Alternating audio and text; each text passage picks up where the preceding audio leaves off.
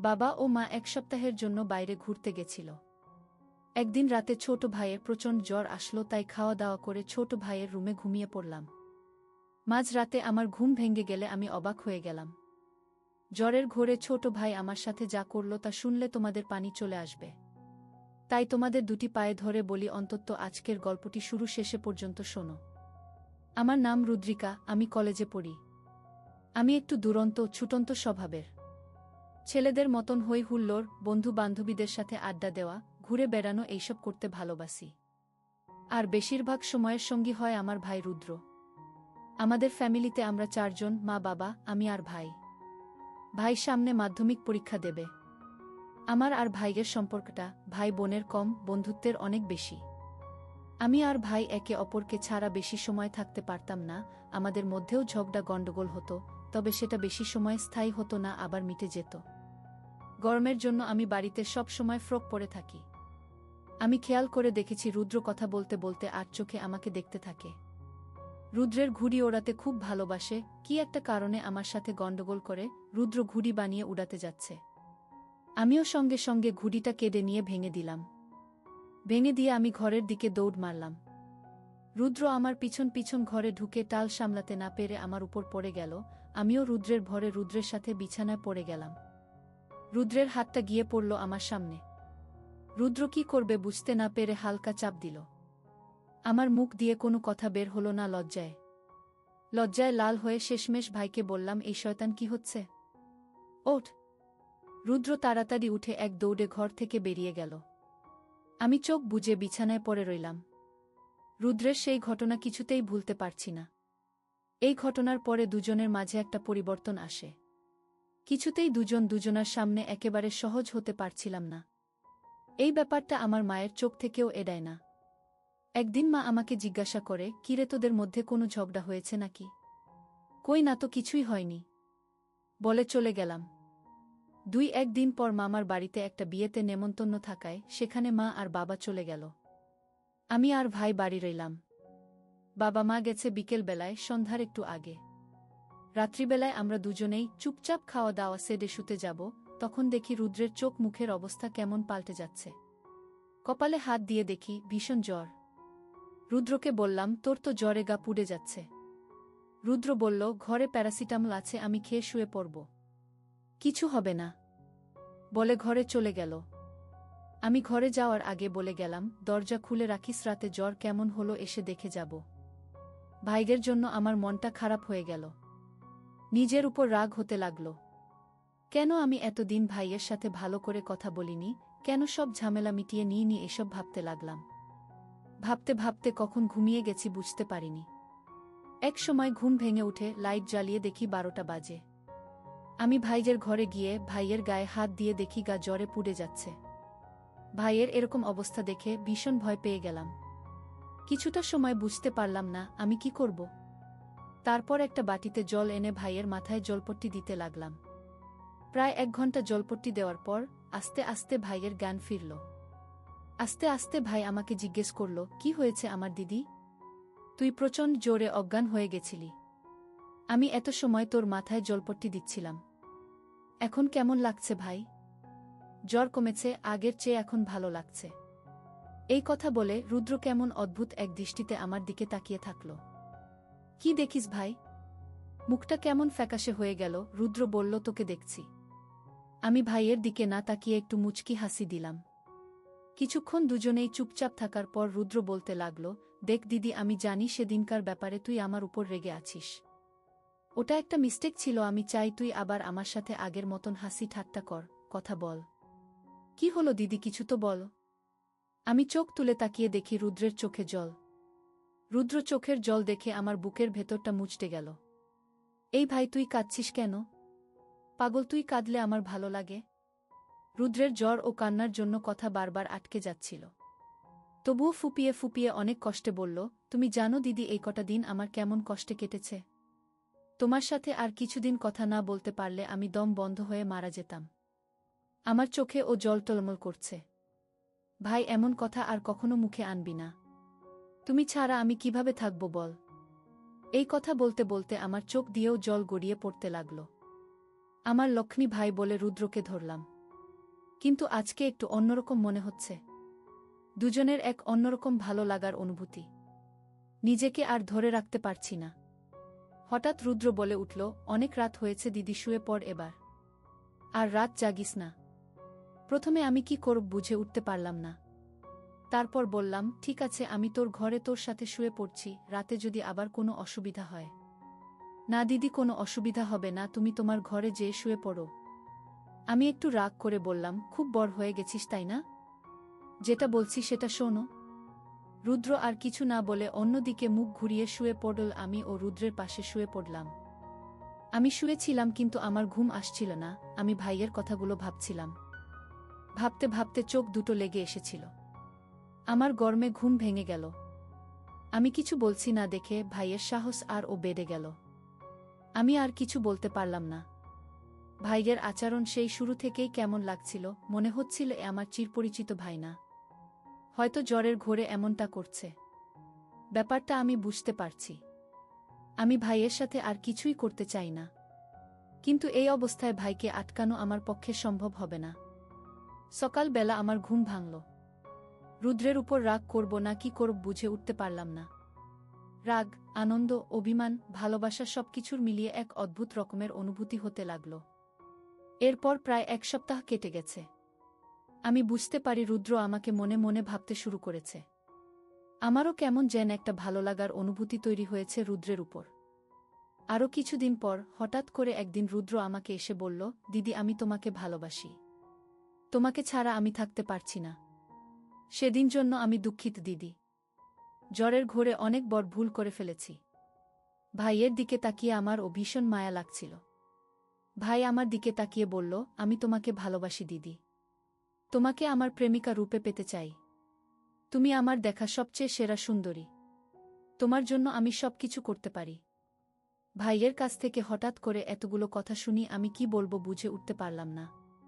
পরিস্থিতি একটু সামলে নিয়ে বললাম, আচ্ছা ঠিক আছে, দেখা যাবে। এখন বাবার বাইকটা বের করে আমাকে একটু কোচিংয়ে দিয়ে আয়। ভাই আমার দিকে তাকিয়ে বাইক বের করতে চলে গেল। এর আগে বহুবার রুদ্র বাইকে করে কোচিংয়ে দিয়ে এসেছে। কিন্তু কেন জানি না আজ অনেক এক্সাইটমেন্ট ফিল হচ্ছে। কোচিংয়ে পৌঁছে দেখি কোচিং শুরু হয়ে গেছে। আমি রুদ্রের দিকে তাকিয়ে একটু হেসে দৌড়াতে দৌড়াতে কোচিংয়ে ঢুকে গেলাম। কোচিং থেকে বাড়ি ফিরে দেখি আমার বাচ্চাঘরে মা ঢুকেছে। আমি আর কোনো উপায় না পেয়ে ভাইয়ের বাচ্চাঘরে ঢুকলাম। স্নান সেরে ঘরে আছে আর কিছুক্ষণ পরে মনে পড়ল রুদ্রের বাচ্চাঘরে একটা জামা রেখে এসেছি। আমি এক দৌড় দিয়ে রুদ্রের বাচ্চাঘরে ঢুকে গেলাম। আমি কাপড়গুলো নিয়ে যাব, তখন রুদ্রের চোখে চোখ পড়ল। রুদ্র বাচ্চাঘরের বাইরে দাঁড়িয়ে আছে। আমি লজ্জায় লাল হয়ে গেলাম। ফাজিল একটা একথা বলেই আমি দৌড় দিলাম। এমন সময় মা চেঁচিয়ে উঠে বলল, কি হয়েছে? রুদ্র এমন ষাঁড়ের মতন চেঁচিয়ে উঠল কেন? তোমার ছেলের তো কোনো কাজ নেই, সবসময় আমার সাথে ঝগড়া করে।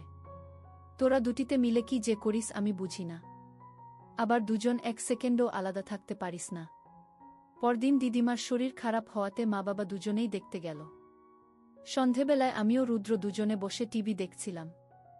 হঠাৎ রুদ্র বলে উঠল, দিদি একটু চা কর না, চা খাব। আচ্ছা ঠিক আছে, টিভি দেখ, আমি চা করে আনছি। কিছুক্ষণ পরে দুই হাতে দুটো চায়ের কাপ নিয়ে ফিরে আসলাম। রুদ্র কাপ নিয়ে মুচকি হেসে আমার দিকে তাকিয়ে বলল, মিষ্টি হয়নি দিদি? চিনি এনে দিচ্ছি। লাগবে না দিদি, তোরটা দে। রুদ্র আমার কাপটা নিয়ে চুমুক দিল। এবার ঠিক আছে। এবার কিভাবে ঠিক হলো? রুদ্র আমার দিকে দেখিয়ে বলল, মিষ্টি এখান থেকে এসেছে। ভাই মেয়ে পটাতে তো খুব শিখেছিস। সামনে টিভি চলছে কিন্তু টিভিতে দুজনের কারোরই মন নেই। আমি রুদ্রের হাত থেকে খালি কাপটা নিয়ে রান্নাঘরের দিকে যেতে লাগলাম। আর রুদ্র বসে আমার দেখতে লাগল। আমি দরজার কাছে এসে পিছনে তাকিয়ে দেখি আমার ভাই রুদ্র হাঁ করে তাকিয়ে আছে। আমি ভাইয়ের কান দেখে আর না হেসে পারলাম না। আপনা আপনি মুখ থেকে বেরিয়ে গেল, ফাজিল কোথাকার। রান্নাঘর থেকে ফিরে এসে রুদ্রের পাশে বসে মুচকি হেসে ভাইয়ের দিকে তাকালাম। আমি রুদ্রকে একটা ধাক্কা দিয়ে বলি, এই দুষ্টু, কি দেখছিস এইভাবে? লজ্জা করে না নিজের বড় বোনকে এভাবে দেখতে? লজ্জা কেন করবে? কিভাবে দেখছি? কিভাবে দেখছি বললে না তো দিদি? দেখে তো মনে হচ্ছে চোখ দিয়ে গিলে খাবি আমাকে। আমি মনে মনে বললাম, তুই কবে আমার মুখের দিকে দেখলি ভাই? সারাক্ষণ আমার সামনের দিকে নজর। কি এত ভাবছ দিদি? কিছু না, ভাবছি তুই একটা আস্ত ফাজিল। কোথায় ফাজলামি করলাম আমি? তুই কি ভাবিস আমি কিছু বুঝতে পারি না তাই না? তুমি বুঝতে পারো দিদি? অবশ্যই পারি। রুদ্র এবার আমার সামনের দিকে তাকিয়ে বলতো আমি এখন কি ভাবছি? আমি রুদ্রের একটা কান টেনে ধরে বলি, শয়তান, কান টেনে ছিঁড়ে দেব। দিদি লাগছে তো? লাগুক। পরের দিন সকাল থেকে আকাশটা থমথমে, যে কোনো সময় বৃষ্টি নামবে। রুদ্র টিউশনে গেছিল, এখনো বাড়ি আসেনি। অন্যদিন এত সময় বাড়িতে চলে আসে। আমার একটু টেনশন হচ্ছিল বৃষ্টিতে ভিজে যায় যদি। আমি রুদ্রের কাছে ফোন করলাম। কিরে রুদ্র, কোথায় তুই? মেঘ করেছে, বৃষ্টি নামবে, তাড়াতাড়ি বাসায় আয়। তার থেকেও অনেক বেশি মেঘ করেছে দিদি আমার মনে। আমি একটু হেসে বললাম, আর কাব্য করতে হবে না, তাড়াতাড়ি বাসায় আয়। আসছি দিদি। তোমার আদেশ কি আমি অমান্য করতে পারি? সকাল 10টা নাগাদ আকাশ ভেঙে ঝুমঝুম করে বৃষ্টি নামল। এর মধ্যে রুদ্র বাড়ি ফিরেছে। আমি ব্যালকনিতে দাঁড়িয়ে বৃষ্টি দেখছিলাম। আমার পেছনে এসে রুদ্র চুপচাপ দাঁড়িয়ে আছে।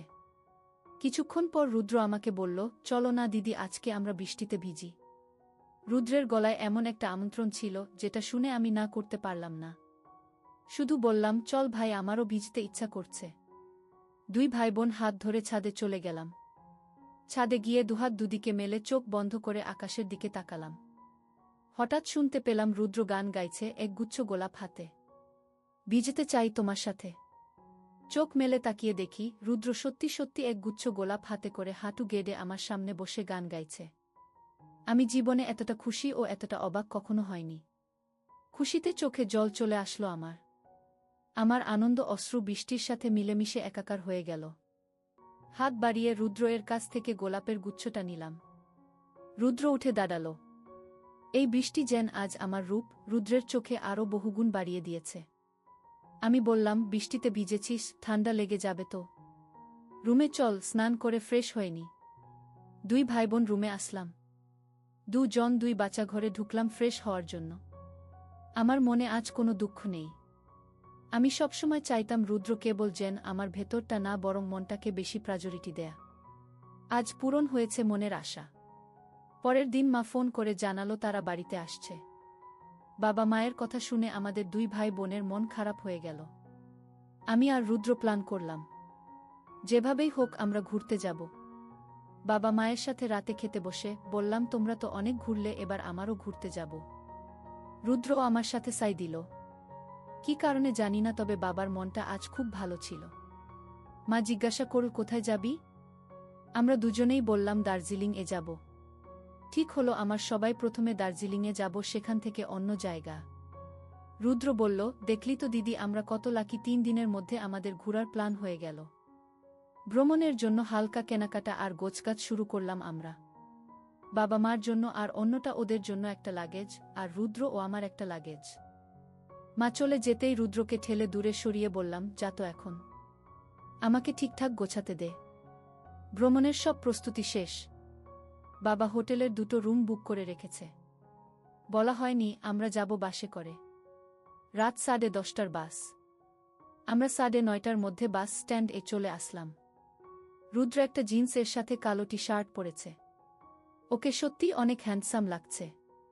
আর আমার পরনে কুর্তি ও জিন্সের প্যান্ট। মুখে সামান্য মেকআপ। 10টা বাজতেই বাসে উঠে পড়লাম আমরা।